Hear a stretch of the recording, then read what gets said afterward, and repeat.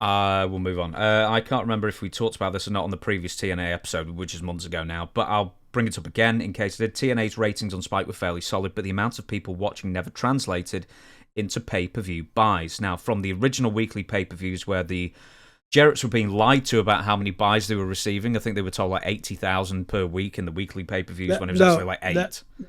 That was that was the first week. That was the first pay-per-view. Yeah. They set up 80,000 buys. And the guy only worked there, I think he quit that week. I don't know where he got his information, but everybody was, hey, when I heard 80,000 buys, I went, damn. And I forgot what the pay-per-view, what the price they charged for pay-per-view. It wasn't cheap though. No, it was $9.99 or $9.95 or something. So they sort of span it as hey, if you buy 4 weeks of TNA pay-per-views, that still it works out as less than one WWE pay-per-view, and you get so much more content for it. So I'm trying to think. Yeah, it was that price at one time. Mm-hmm. Yeah, for the first ones. I thought it went up into the 30s and 40s later. Yeah, they were for the monthly ones later down the line. But I want to ask you this. TNA Impact has never really found sustained success on pay-per-view. And I think the most they ever did was for the first Samoa Joe Kurt Angle match. And the real question is, why couldn't TNA ever translate viewers? Because, as you say, 1.5 million a week. Why could TNA not really translate or convince viewers to actually plonk down money to watch the big matches? That's a good question. If we had the answer to that, we would have figured it out 20 years ago. But I don't know. I mean, the cards were good. To me, this is what I thought. I thought we wrestled actually too much. And we didn't entertain as much as we wrestled. And the matches were great. Like I said, but how much wrestling can you... We needed more stories. And on a pay-per-view, if it's a 3-hour pay-per-view, you can have, and it's like anything else, you have the 3 matches up front are for the wrestling fans. Then you get into your stories for the second 2 hours. And I think that would probably be 4 stories at least, maybe 4.5 because you're starting another one. I think we needed more of that. But we were X division heavy because these were guys, cruiserweights, that did great stuff. And they're still doing it today in WWE, but they do so much that the flash appeal of it goes away. I mean, and I think everybody knows what I'm talking about. If you do zing, zing, bing, bing, bop, bop, slow down. When I first started wrestling, I would do that almost as fast as I could go. Me and this other guy, Ted Oates, who I actually learned the business with. And I would get to the back, and my mentor, Tom, or Jody Hamilton, they were both helping me. They say, slow the F down. Let it, whatever you've done, let the audience absorb it. And you're just going too fast. Because I may have done I did a series of 4 moves, 5 moves.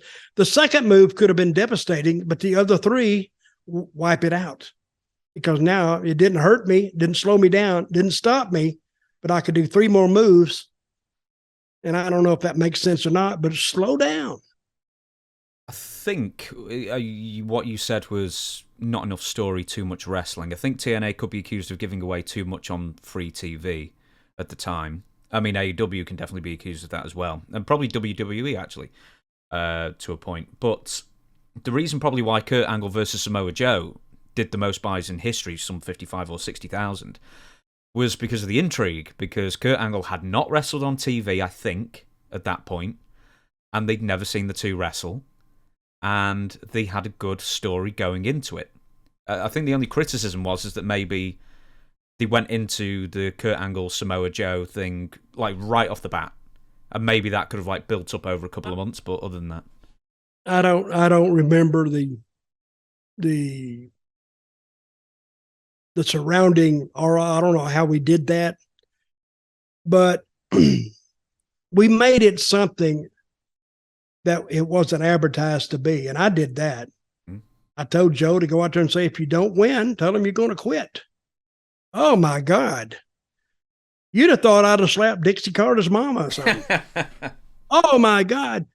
And Dixie talked to Vince and says, where did that come from? And Vince said, and he rightfully so, he said, well, that was Dutch put it in there. Even he asked me, why did you do that? And I said, well, is Joe going over? They went, yeah, but why give away the finish? I says, because sometimes you want to give away the finish. Because I've always believed this. People will tune in to see the good guy win. They won't tune in to see the good guy lose. So, and he's going to win. So it wasn't a thing that the promotion put on him that if you lose, you got to quit. You're going to leave the company. It's not a lose or leave, but it is kind of a lose or leave, but self-imposed lose or leave. And Joe said that. He says, if I don't win, I will quit wrestling. But he was going to win, so nothing is affected. But a lot of people tuned in and said, oh, well, how can they screw this up? So they may have tuned in for that. And but it did well. It did good. And it was one more thing that we put in there too. Oh, Kurt didn't wrestle on TV leading up to it at all. Well, I was just looking up here. I want to correct myself there slightly. Apparently, Kurt Angle defeats Abyss 11th of June 2006. That was his first match. That was on a TNA Impact. Then he does one house show, and then the Kurt Angle Samoa Joe pay-per-view match, TNA Genesis 2006. Well, sorry, 6th of November. Sorry, I can't remember the build up to it, but I do know we were sitting around one day. It was me and Vince and Jeff, twiddling our thumbs, looking at the talent roster for this upcoming pay-per-view, and it was 3 months in the future. And they looked at it, and Vince looked at it, and Jeff was looking at it, and I was looking at it, and I finally had to threw it up in the air. I said, guys, look, we can look at it till the cows come home. That's the talent we got to work with. And it's good talent. I said, we got to figure out something that's different. So, and we already had the Samoa Joe and the Kurt Angle match. It was already booked. We just didn't, it was just booked, just names. I said, why don't we promote this match? And I've told this story before. I don't want to tell it again. They said, what do you mean promote it? I said, make it special. Let's make it big. And that's why we took Kurt off TV, where he just talked about Kurt didn't have any matches on TV, and he just talked about Samoa Joe. I do remember one time he took a yellow chalk, and it's like a crime scene marker, and he drew Joe laying on the canvas. So this is going to be you at the pay-per-view. Joe, we actually took him off TV too, where we just showed him training. So they just talked at each other. Mm-hmm. Because, you know, what would somebody said, well, why don't you put Kurt and Joe on TV versus each other? I said, that's what we're trying to get them to buy. Why would we give it to them for free and then all of a sudden ask them to pay $30 or whatever it is to see? I said, you know, you can burn them out. And we did that. And and I actually heard 80,000 is what I heard, but it was the biggest buy rate up to that point. Guess who got thanked? Dixie Carter.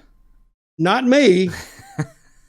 I didn't get thanked. And Dixie didn't even put it over. Dixie, and I like Dixie. She She was trying hard. She would never give us figures of what we actually did. To kind of figure out, you need to know if you're going to go up or down.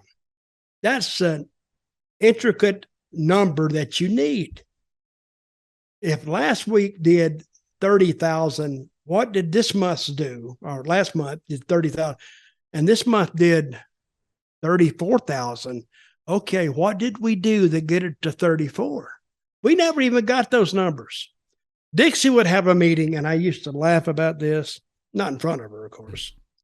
She says, last pay-per-view, we did 10% better than the last one. Well, that don't tell you nothing. You could say, well, last pay-per-view did 100 buys, but this month we got 10% better. We did 110. Those are horrible numbers anyway, but we didn't even get that. I think they took those numbers and they wrapped them up and folded them up, and they stuck them back in their safe deposit box where they had the key. That's what I'm suggesting to the State Department. Any secrets they got, don't put them in any safe in D.C., Washington, D.C. Find that safe that Dixie had because nothing ever escaped from that safe. No numbers, no nothing. But working in TNA was different. Let me say that.